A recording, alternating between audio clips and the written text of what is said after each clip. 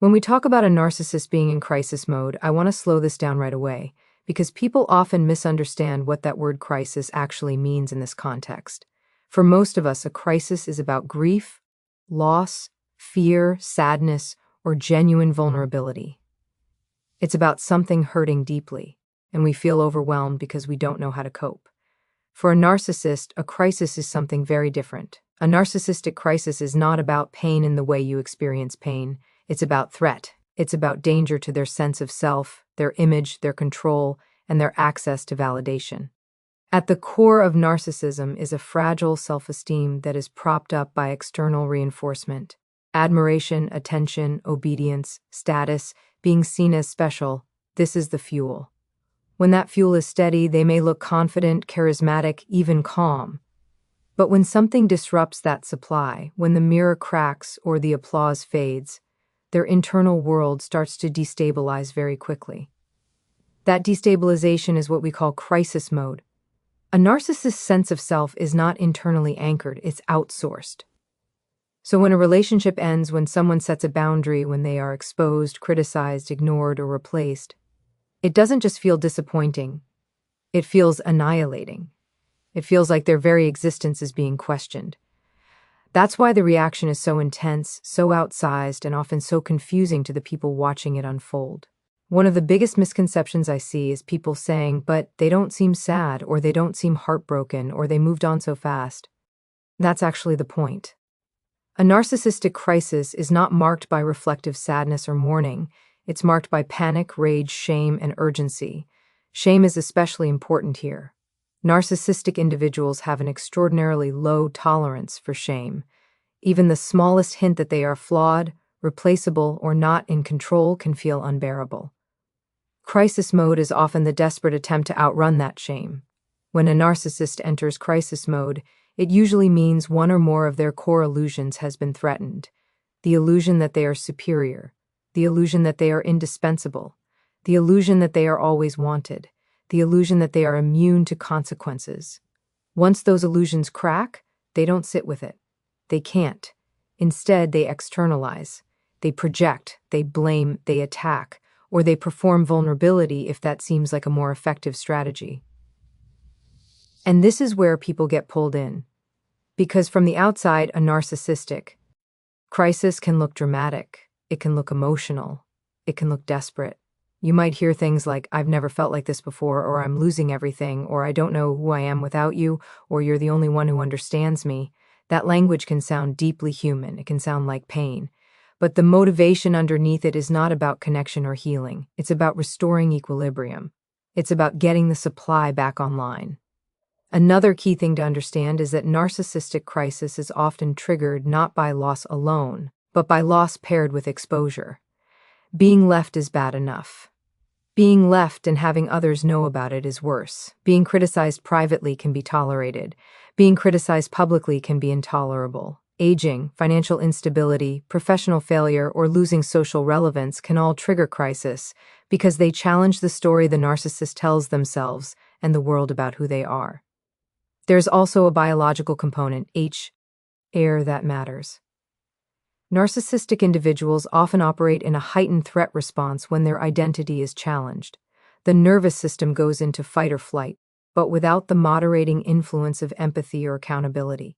That's why crisis behaviors can feel chaotic, impulsive, and even reckless. They're not thinking long-term, they're thinking, how do I stop this feeling right now? And here's where it gets especially important for the people in their orbit. When a narcissist is in crisis, they are not suddenly more empathetic or more self-aware. In fact, empathy often drops even further. Their internal experience becomes so consuming that other people become instruments, tools to regulate their distress, someone to soothe them, someone to admire them, someone to fear them, someone to blame, someone to rescue them from consequences. This is also why crisis mode is often the moment when people see extreme behavior for the first time. The rage that was once subtle becomes explosive. The manipulation becomes more obvious. The victim narrative becomes louder. Or, in some cases, the charm turns up to an almost surreal level. Crisis mode doesn't have a single look. It has one goal: regain control and stabilize the narcissistic self. It's also critical to understand that a narcissist's crisis is not proportional to the event that triggered it. You may look at the situation and think, this is uncomfortable, but it's not catastrophic. But to them, it is. A boundary that feels reasonable to you can feel like abandonment to them. A criticism that feels mild to you can feel like humiliation to them. A breakup that feels painful but survivable to you can feel like total erasure to them. This mismatch in perception is one of the reasons people doubt themselves so much in these relationships. You might think, maybe I'm being cruel. Maybe I'm overreacting. They're clearly falling apart.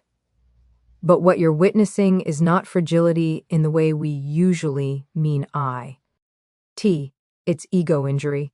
And ego injury produces very different behaviors than emotional pain rooted in attachment or love. Another layer to this is that narcissistic crisis is often cyclical. It doesn't resolve through insight, it resolves through external reinforcement. Once the narcissist regains attention, admiration, control, or a new source of supply, the crisis seems to vanish, not because they healed, but because the threat has been neutralized. This is why people are often shocked by how quickly the emotional intensity disappears once the narcissist wins. And that can be deeply destabilizing for partners, family members, or colleagues. You might still be processing the chaos, the fear, the emotional fallout, while they appear calm, triumphant, or indifferent. That contrast can make you question your reality, but it actually tells you everything you need to know about the nature of the crisis you just witnessed. I also want to say something important here for anyone listening. Ho feels compassion rising when they see a narcissist in crisis.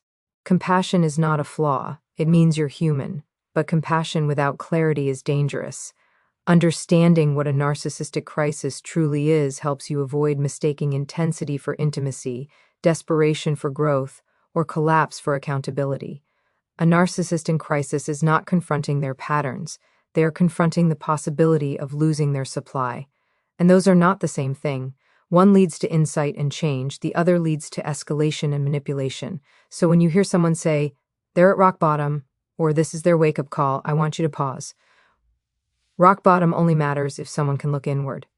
Crisis only leads to growth if accountability is present. Without that, crisis becomes just another strategy. Understanding this sets the stage for everything else we're going to talk about, because once you see crisis mode clearly, you stop personalizing it. You stop trying to fix it. And you stop mistaking their emergency for your responsibility. A narcissist's crisis is about survival of the ego, not healing of the self. And recognizing that may be the moment you finally reclaim your own. When we talk about what actually pushes a narcissist into crisis mode, it's important to understand that it's rarely about one dramatic event out of nowhere. Narcissistic crisis is usually triggered by very specific threats that strike at the core of how they survive psychologically. These triggers are not random, and once you start to recognize them, a lot of confusing behavior suddenly makes sense. One of the most powerful triggers is loss of control. Control over people, narratives, outcomes, and perception is central to narcissistic stability. When a partner stops complying, when a child grows independent, when an employee pushes back, or when someone simply says no and means it, that loss of control can feel catastrophic. To a narcissist, control equals safe. Thank you. Without it, they feel exposed and vulnerable in a way they cannot tolerate. Another major trigger is abandonment, but not abandonment as most people experience it. For many of us, abandonment hurts because of attachment and loss of connection. For a narcissist, abandonment threatens their access to supply. Being left means losing admiration, attention, validation, and regulation. It also challenges their belief that they are always wanted and always chosen. Even the possibility of being left, someone pulling away emotionally, becoming less responsive, or prioritizing themselves, can be enough to ignite crisis mode, closely tied to this size replacement. It's not just that the relationship ends, it's that someone else might take their place. A narcissist can tolerate many things, but being replaced strikes directly at their grandiosity. It says, you are not unique, you are not irreplaceable. That message is profoundly destabilizing. This is why crisis often intensifies when a former partner moves on, finds happiness, or even just appears unbothered. Indifference can be more triggering than anger. Another common trigger is exposure.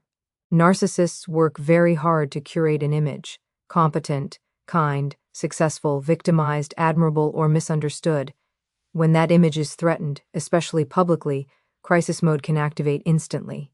Being called out, confronted with facts, or having their behavior named can feel like an existential threat. It's not the criticism itself, it's the risk that others might see behind the mask. And once the mask cracks, the narcissist will often escalate rapidly to regain control of the narrative. Shame is another powerful driver here. Narcissists experience shame not as a passing emotion, but as something overwhelming and annihilating. Aging, physical changes, illness, financial instability, job loss, or professional failure can all trigger crisis because they introduce the idea of limitation. Narcissism relies on the illusion of exceptionality. Anything that reminds them they are human, fallible, or subject to time and consequence can provoke intense internal distress. This is why certain life transitions are especially triggering. Midlife, retirement, children growing up, shifts in social relevance, or changes in cultural power can destabilize a narcissist. These moments naturally ask people to adapt and reflect. But reflection is dangerous for someone whose self-esteem depends on fantasy. Crisis becomes the way they avoid confronting that reality. Another underestimated trigger is boundaries.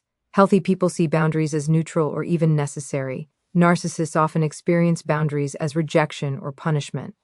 When you stop over-explaining, stop rescuing, stop engaging in arguments, or stop making yourself available on demand, it can feel deeply threatening to them.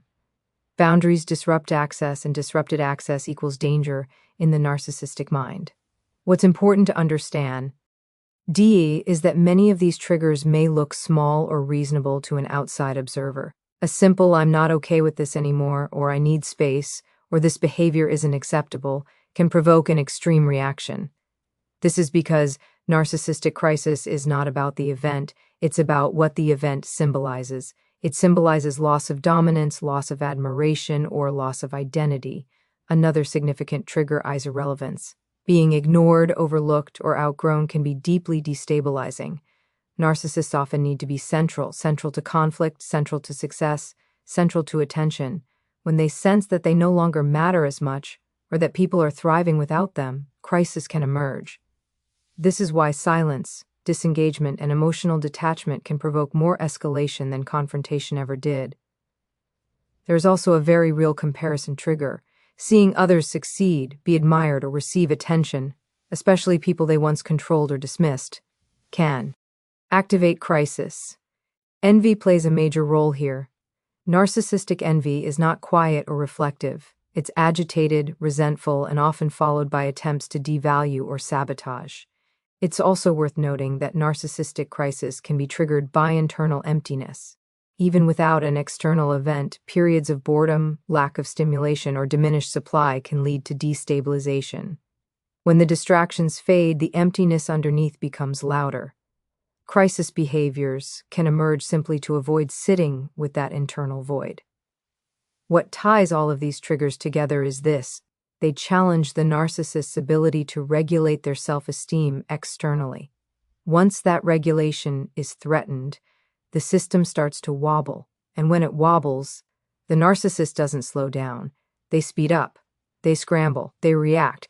This is where people around them often get confused. You might think, why now? Or why is this such a big deal? The intensity can feel disproportionate, even surreal. From the narcissist's perspective, the stakes feel existential. Their nervous system is responding as if survival is on the line. And because the narcissist lacks stable internal regulation, they look outward to manage that distress. This is why crisis mode often pulls others into chaos. Suddenly there are urgent messages, dramatic declarations, rage episodes, love bombing, threats, or sudden vulnerability. All of it is an attempt to neutralize the trigger and restore equilibrium. This is also why logic rarely works in these moments. Explaining your intentions, reassuring them, or trying to reason through the issue often fails. You're speaking to the rational mind while they're reacting from a threat response. The goal is not understanding, it's relief. For people who care deeply, this can activate guilt and responsibility. You might feel like you caused the crisis. But triggers are not causes. The structure was already there. The trigger simply exposed it. Healthy people XB. Ryan's disappointment and adapt. Narcissists experience threat and escalate. Recognizing these triggers is not about pathologizing every emotional reaction. It's about clarity. When you see the pattern, you stop personalizing it. You stop chasing explanations. And you stop mistaking urgency for authenticity. Because here's the hard truth. If a narcissist's stability depends on never being challenged, never being left, never being replaced, never being exposed, and never being limited, that stability was never real to begin with. And understanding what truly triggers narcissistic crisis is often the moment you realize the problem was never your boundary, your truth, or your growth. It was their dependence on control. When a narcissist enters crisis mode, what most people notice first is the behavior. It's sudden, it's intense, and it often feels like it comes out of nowhere. One moment things seem tense but manageable, and the next moment everything has escalated. This is the phase where people say, I don't recognize them anymore, or they've never acted like this before. But here's the reality. Crisis mode doesn't create new traits. It amplifies what was already there. One of the most common behaviors you'll see is escalation. Whatever tendencies existed before, control, manipulation, entitlement, emotional volatility, become louder and more extreme. If they were prone to anger, the anger intensifies. If they relied on charm, the charm becomes overwhelming. If they leaned into victimhood, the story becomes dramatic and urgent. Crisis mode turns the volume all the way up. Rage is often the most visible reaction. Narcissistic rage in crisis is not just anger, it's a defensive explosion. It's the nervous system saying, I'm under attack. This rage can come out as yelling, threats, intimidation, or emotional punishment. It may also appear cold and calculated, silent treatment, withdrawal, or passive-aggressive cruelty. Both are forms of control. Both are attempt to regain power in the face of perceived threat. At the same time, many narcissists swing hard in the opposite direction, victimhood. Suddenly, they are the most wounded person in the room. Everyone has wronged them. Life has been unfair. They've done everything for everyone else. This narrative is powerful because it pulls on empathy. It can make reasonable people question themselves. You might find yourself apologizing, over-explaining, or trying to fix something you didn't break. That's not accidental. Victimhood is a strategy to reverse accountability. Another hallmark behavior in crisis mode is Hoovering. This is when the narcissist attempts to pull someone back in, especially someone who has pulled away. They may express regret, promise change, acknowledge pain, or suddenly seek help or therapy. And I want to be very clear here, these behaviors can look sincere. They can sound emotionally intelligent. But the key question is not how it looks, it's why it's happening. Now, crisis-driven insight is often about survival, not transformation. Gaslighting also intensifies during crisis. When reality threatens them, they try to rewrite it. They may deny things they clearly said or did, minimize harm, or accuse you of being unstable, dramatic, or cruel. This isn't random confusion. It's an attempt to destabilize your certainty so their version of events can take hold. If they can't control the situation, they try to control your perception of it. Smear campaigns are another common crisis behavior, especially when exposure is involved. If they fear losing their image, they may move quickly to discredit someone else. Suddenly, you're the problem. You're the unstable one. You're the abuser. This preemptive narrative protects their identity and recruits others into their version of reality. Crisis mode often turns private dysfunction into public drama. One thing that confuses people deeply is how strategic these behaviors can be. Crisis does not necessarily mean chaos in the sense of randomness. Many narcissists remain highly goal-oriented even in distress. They test what works. If rage doesn't regain control, they try charm. If charm fails, they try pity. If pity fails, they escalate again. This isn't conscious manipulation in a movie villain sense, but it is adaptive behavior learned over time. You may also see sudden urgency. Everything becomes now. Conversations can't wait. Decisions must be made immediately. There's pressure to resolve, to commit, to reassure. Urgency short-circuits thinking. It keeps others reactive instead of reflective, and reactivity is where narcissists have the advantage. Another important feature of crisis behavior is emotional inconsistency. One moment they seem devastated, the next moment indifferent or even cruel. This emotional whiplash is destabilizing for others, but internally it reflects their attempt to regulate distress externally. When something soothes them, they calm down. When it isn't, they escalate again. The emotion follows supply, not attachment. Empathy during this phase is often strikingly absent. Even though the narcissist may talk about feelings, their ability to recognize or care about the emotional impact on others is diminished. Other people's pain becomes inconvenient, needs become threats, boundaries become attacks. This is why crisis mode can be such a dangerous time emotionally for partners and family members. Some narcissists become impulsive in crisis. They may make reckless decisions, financial, relational, professional, simply to escape the discomfort. Affairs, sudden moves, dramatic gestures, or public confrontations can all emerge. These acts are not about long-term well-being, they are about immediate relief. And then there is the performance of self-awareness. This one is particularly confusing. You may hear language that sounds reflective. I know I have issues, I'm afraid of losing you, I'm finally realizing what I've done. These statements can feel hopeful, but again, timing matters. If awareness only appears when consequences appear, it is not insight, it is panic. Another pattern people notice is how crisis behavior often targets the most empathic person in the room, the one who listens, the one who explains, the one who tries to understand. Narcissists in crisis instinctively gravitate toward those who regulate them best. That doesn't mean you're weak, it means you're emotionally skilled. But without boundaries, that skill can be exploited. What's also important to understand is that narcissistic crisis behavior is often reinforced over time. If rage leads to compliance, rage will be used again. If tears lead to forgiveness, tears will return. If threats lead to reassurance, threats become the go-to move. Crisis behavior sticks when it works. For people witnessing this, there is often a temptation to think, if I just say the right thing, this will calm down.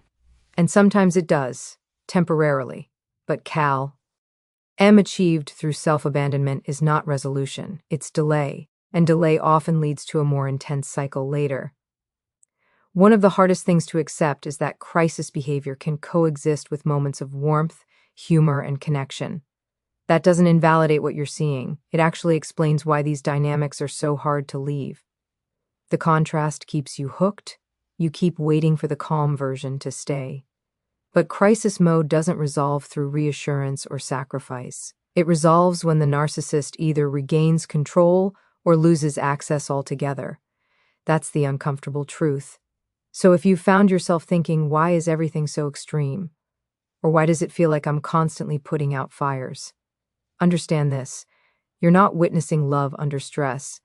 You're witnessing a fragile identity fighting to survive.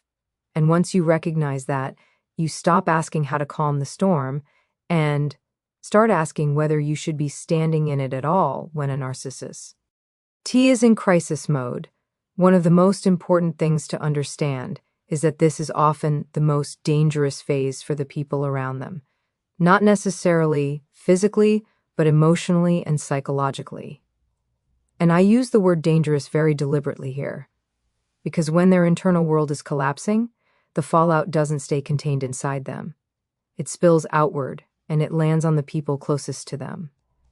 In crisis mode, a narcissist's already limited empathy drops even further. Their inner experience becomes so overwhelming that other people stop being seen as separate human beings with feelings, needs, and limits. Instead, people become regulators, tools, obstacles, threats, or resources. And that shift is subtle, but it's profound. It's the moment when your pain stops mattering and their survival takes center stage. This is why so many people say they knew exactly where to hit me, or they said the one thing they knew would break me.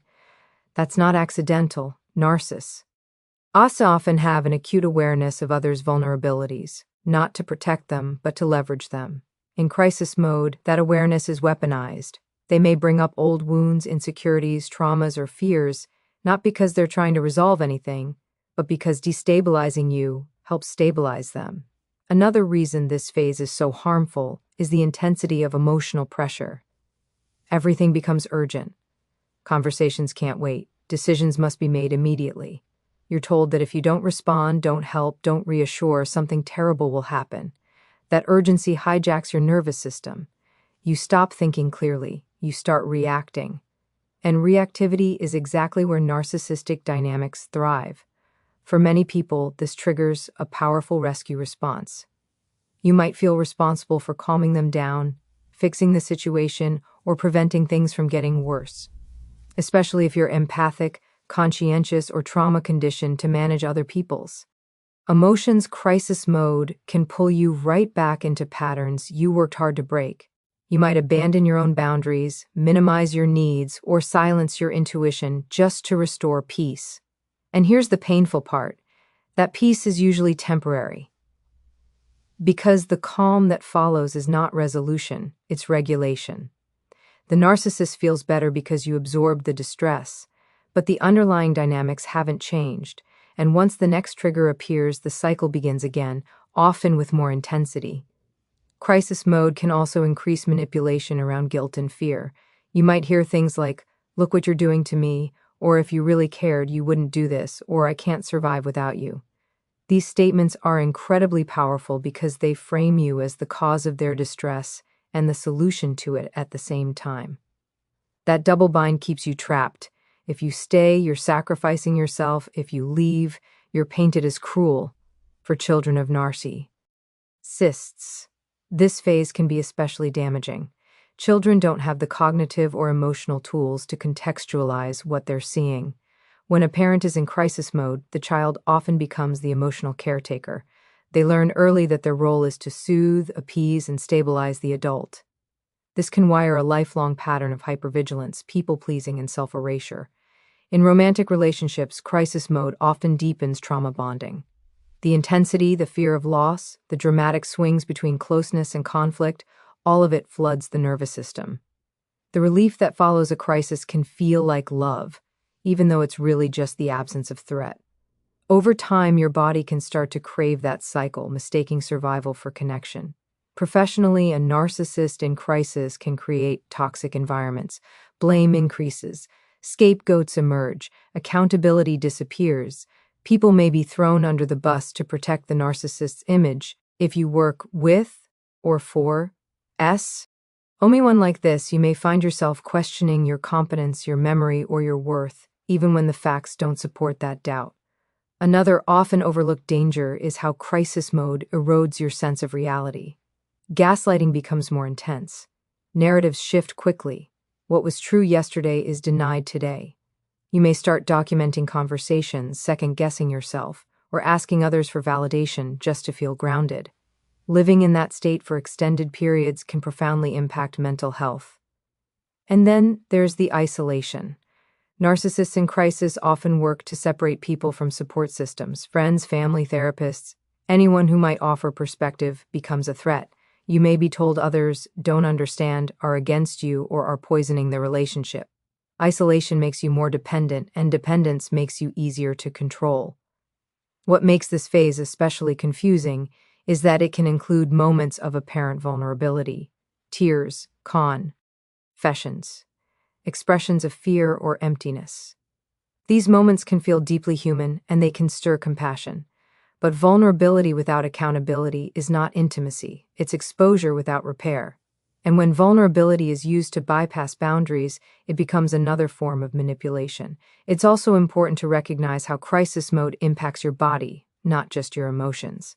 Chronic stress, anxiety, sleep disruption, headaches, gastrointestinal issues. These are common in people who are living in close proximity to narcissistic crisis. Your nervous system stays on high alert because it never knows what's coming next. Over time, that wears you down. Many people describe feeling like they're shrinking during this phase. They stop expressing opinions. They avoid topics. They walk on eggshells, not because they're weak, but because they're trying to survive. And survival mode is not where growth, joy, or authenticity can exist. There's also a deep grief that emerges here, though Opal don't always recognize it right away. Grief for the version of the relationship you hoped for. Grief for the belief that love, patience, or understanding could change things. Crisis mode often shatters that illusion, even as it tries to pull you back in. And perhaps the most insidious danger is how normalized this can become. When chaos is constant, calm feels suspicious. When crisis is familiar, stability can feel boring or unsafe. People can stay far longer than they intended because the abnormal starts to feel normal. So if you're listening to this and thinking, this sounds like my life, I want you to hear this clearly.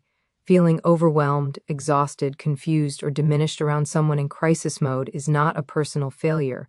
It's a predictable response to prolonged emotional dysregulation and control.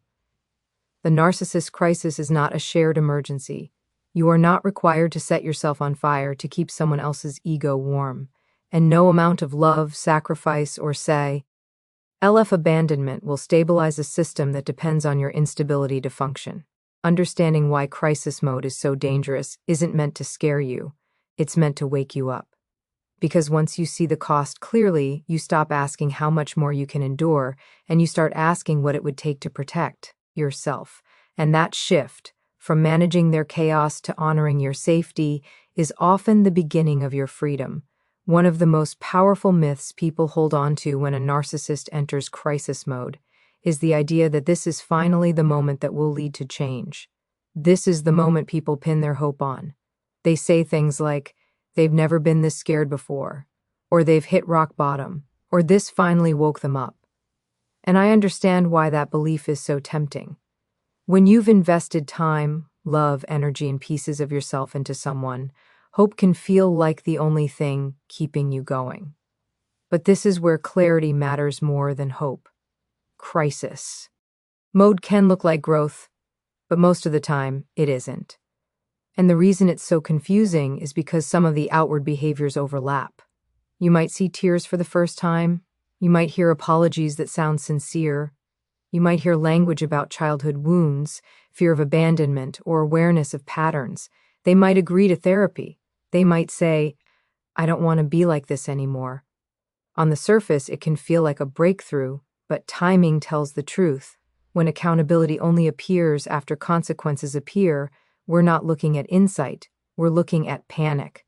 Crisis-driven change is not rooted in self-reflection, it's rooted in fear of loss, fear of losing you, fear of losing control, fear of losing reputation, fear of losing supply. The motivation is external, not internal, and that distinction changes everything.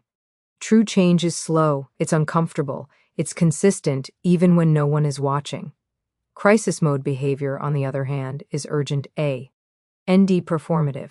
It shows up loudly and dramatically because the goal is immediate relief, not long-term transformation. The narcissist isn't asking, who have I been? They're asking, how do I stop this from happening to me? Another reason people misinterpret crisis as change is because narcissists can be very articulate about emotions. They may have spent years observing other people's feelings, learning the language of vulnerability, without developing the capacity for it. So when they say, I know I hurt you, or I see my patterns, it can sound convincing. But insight without empathy doesn't lead to repair. It leads to better strategy. And this is a hard truth to sit with. Awareness does not equal accountability. Someone can intellectually understand their behavior and still feel entitled to continue it. Someone can name their trauma and still weaponize it. Someone can cry and still manipulate. Crisis mode often sharpens these skills rather than softening them. Another red flag is how conditional the change is. You may notice that growth is promised if you stay, if you don't leave, if you stop holding boundaries, if you forgive quickly, if you stop bringing things up. In other words, their improvement depends on your compliance. That's not change, that's negotiation. Real change doesn't ask you to abandon yourself in order for someone else to improve. It doesn't require silence. It doesn't require secrecy. It doesn't collapse the moment you assert a boundary. Crisis-driven behavior does. There's also the issue of speed. In crisis mode, everything happens fast. Big declarations, big promises, big gestures. I'll do anything. I'll change everything. But psychological change doesn't work like that. Deeply ingrained personality patterns don't dissolve overnight because someone is afraid. When growth is rushed, it's usually because the goal isn't healing, it's containment. People also confuse suffering with accountability. Seeing someone in pain can activate empathy and forgiveness. You might think, They're finally feeling the consequences. But pain alone doesn't create change. Pain can just as easily harden defenses, increase resentment, or fuel blame. Without responsibility, pain becomes another justification. Another important point here is that narcissistic crisis often ends the moment stability is restored. Once the relationship feels secure again, once admiration returns, once the threat passes, the urgency fades. Therapy may stop, promises loosen, old behaviors quietly return. And this is when people feel blindsided and devastated because they truly believed something fundamental had shifted. What makes this especially painful is that during crisis, narcissists may mirror exactly what you've been asking for all along. They become attentive. They listen. They validate. They show up. And you might think, see, they were capable of this all along. And in a way, that's true. But capacity does not equal commitment. Doing something under duress is not the same as choosing it consistently.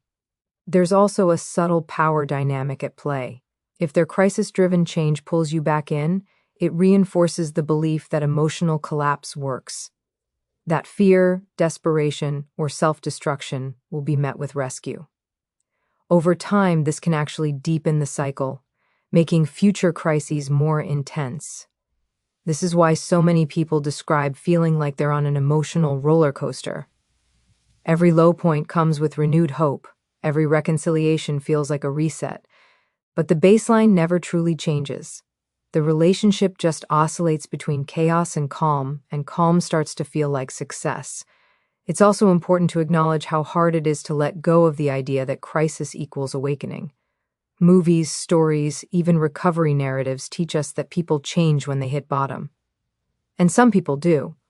But that requires humility, ownership, and the ability to tolerate shame without externalizing it. Those are preachy. Selly the capacities narcissism interferes with.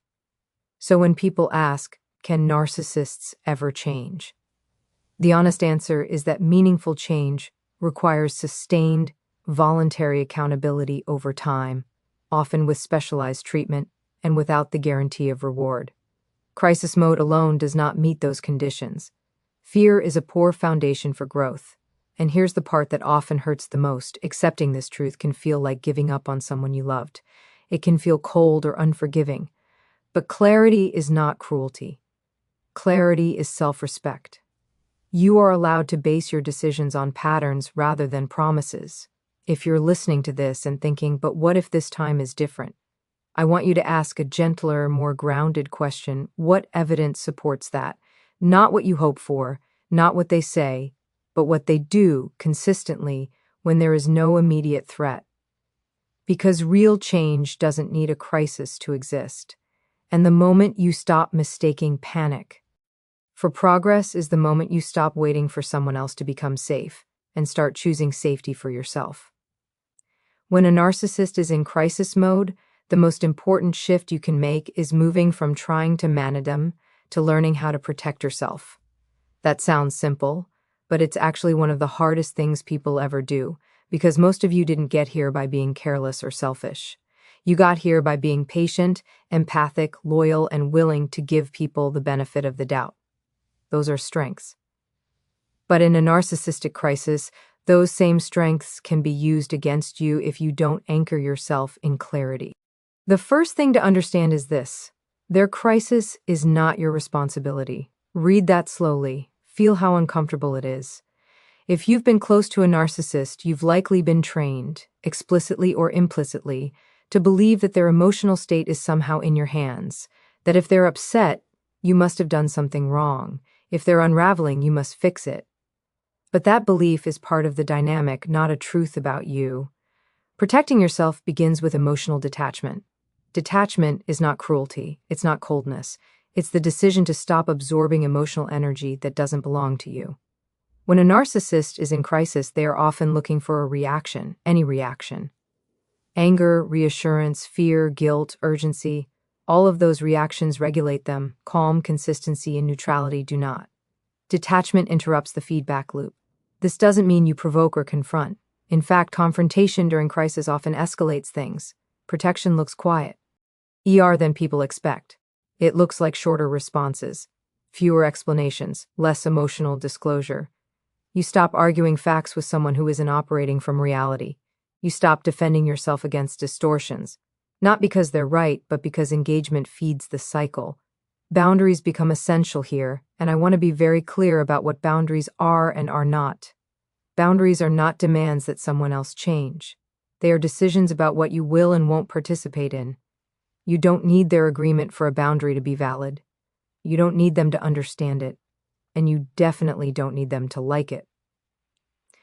A boundary might sound like, I'm not continuing this conversation if you raise your voice, or I won't respond to messages that are abusive, or I'm not discussing this right now. And here's the hard part. You have to be prepared to enforce it. Narcissists often test boundaries more aggressively during crisis, not because the boundary is wrong, but because it threatens their access. Another crucial element of protection is letting go of the rescue fantasy. This is the belief, often unconscious, that if you just show enough compassion, patience, or understanding, they'll finally feel safe and change. Crisis mode feeds this fantasy beautifully. They look fragile, they sound desperate, they may even say, "You're the only one who can help me." That can feel like love. It isn't. It's dependence mixed with control. You cannot rescue someone who does not take responsibility for themselves. And every time you step into the rescuer role, you step out of your own life. Protection means allowing them to experience their distress without rushing in to regulate it for them. This is where guilt often shows up. You might think, what if something bad happens? Or what if I'm abandoning them when they need me most? These thoughts are powerful, especially if you're a caring person. But ask yourself this, has managing their emotions ever actually led to lasting safety or change? Or has it simply reset the cycle? Protecting yourself also means reality checking vulnerability. Narcissists in crisis can express intense fear, emptiness, or despair. Some of that may be real. But vulnerability without accountability is not a reason to override your boundaries. If someone's distress always requires you to silence yourself, minimize harm, or stay in unsafe dynamics, that vulnerability becomes coercive.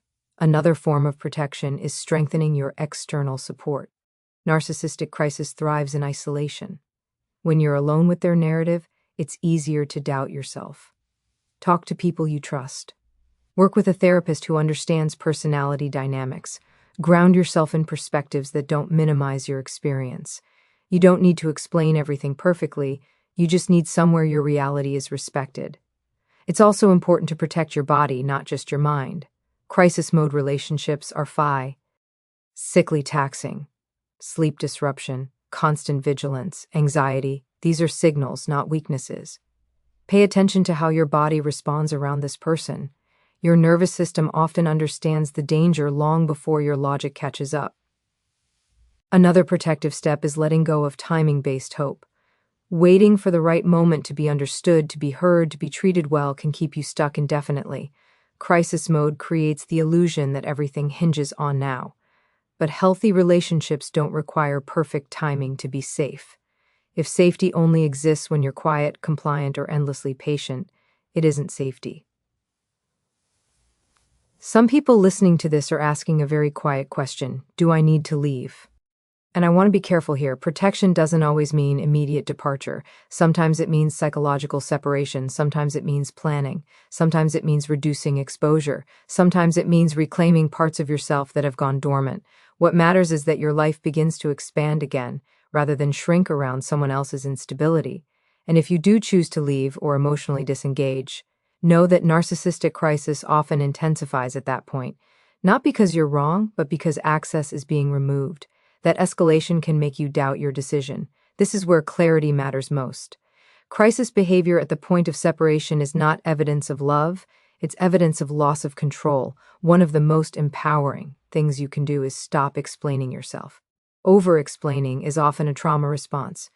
You want to be understood, you want to be fair, but someone who benefits from misunderstanding you has no incentive to understand you. Protection means trusting that you don't need to convince someone of your reality for it to be real. As this journey continues, something subtle but powerful begins to happen. You stop centering their emotions. You stop tracking their moods. You stop organizing your life around preventing their reactions. And in that space, something unfamiliar emerges: peace. It may feel strange at first, even uncomfortable, but it's yours. And here's the truth I want you to carry with you. You are not abandoning someone by choosing yourself. You are not cruel for refusing to drown with them. And you are not responsible for managing a crisis that was never yours to fix. Their crisis may be loud, dramatic, and consuming, but your healing does not need to be.